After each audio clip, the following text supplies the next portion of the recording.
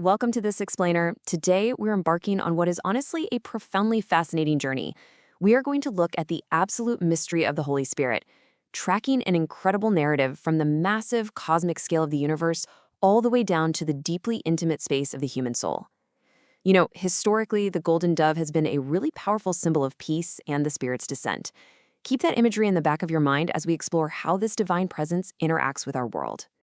Okay, let's dive right into this. Pneumatology.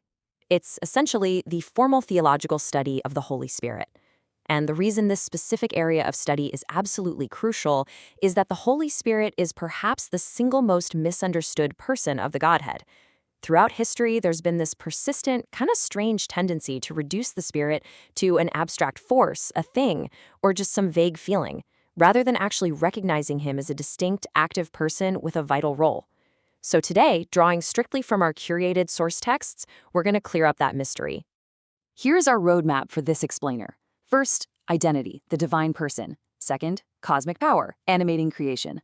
Third, the mystical union. Fourth, spiritual gifts in action. And finally, the lifelong sanctification. Let's get started. Section 1, Identity, the divine person.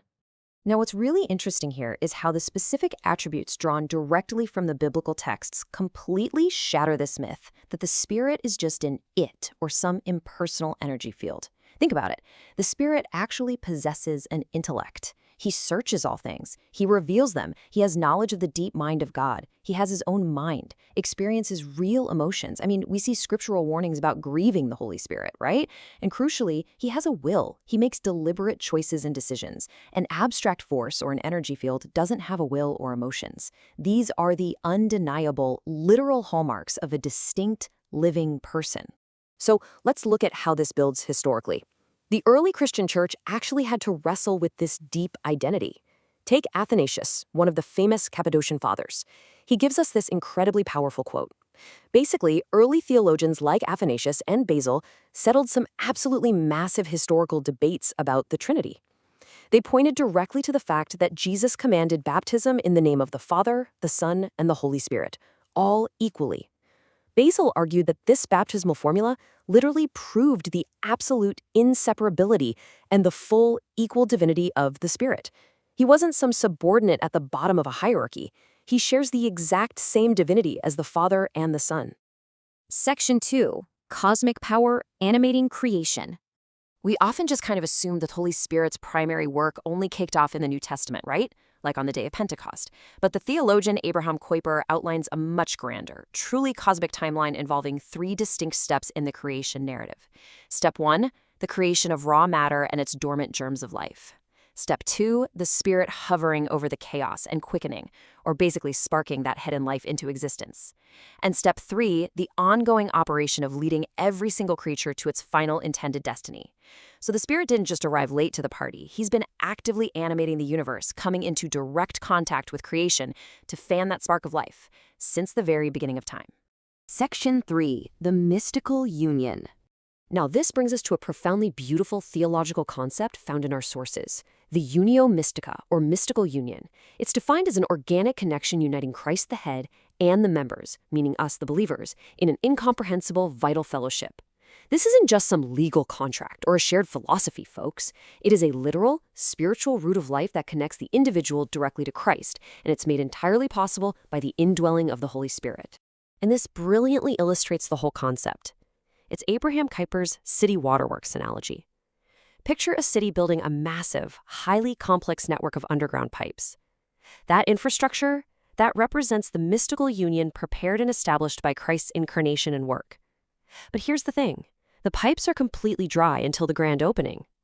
Pentecost was literally the moment the chief engineer turned the water on for the entire city. The Holy Spirit flowed through that pre-built infrastructure, flooding the whole network and bringing the vital water of life to every single connected member, all at the exact same time. It's a real game changer when you think about it that way. And this brings us to a pretty stunning contrast in how humans typically approach God. The old assumption? Well, that's the idea that you have to wait until you're completely pure, totally clean, and perfectly holy before you can even think about uniting with the divine. But the new reality is completely flipped. The Spirit actually betroths himself to us right in our native defilement, specifically to make us pure. He's described in our sources as a rich bridegroom who enters the poverty-stricken soul exactly where it is. He doesn't demand perfection first.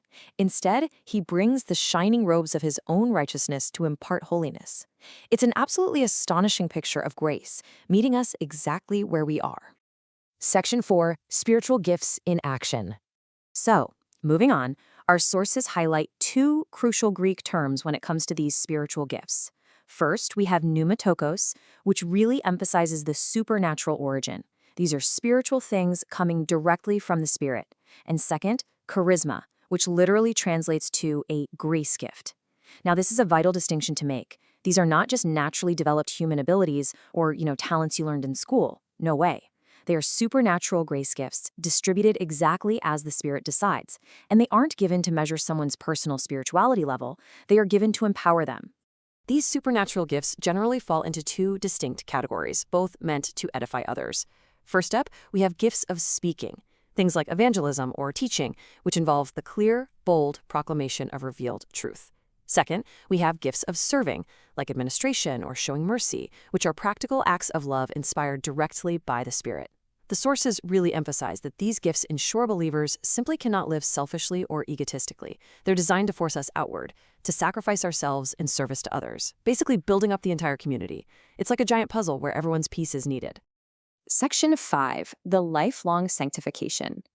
Abraham Kuyper describes his final ongoing process with what I think is a gorgeous metaphor. He says, sanctification is an artistic embroidery wrought in the soul. I mean, just think about that for a second. The Holy Spirit doesn't just mass-produce holiness on some sterile assembly line. He acts as a master artist, carefully, deliberately, and intimately threading the needle right through the fabric of your soul. He's crafting a distinctly human holiness over the course of your entire lifetime. He's working through all your conflicts, all your triumphs, until the masterpiece is finally finished at the end of your days. So the absolutely crucial takeaway here is this. We've traveled all the way from the Spirit hovering over the dark waters of creation to the Spirit threading the needle of holiness right in your own heart. Our sources remind us that possessing a spiritual gift, or a talent, is not the end product. You are simply the means of delivery. The gift functions as a canal or a funnel for God's power. So I want to leave you with this provocative question to carry with you. Are you allowing the Spirit to use you as a clear canal and funnel for His grace today? Thank you so much for exploring the incredible mystery and work of the Holy Spirit with me in this explainer. Keep learning and stay curious.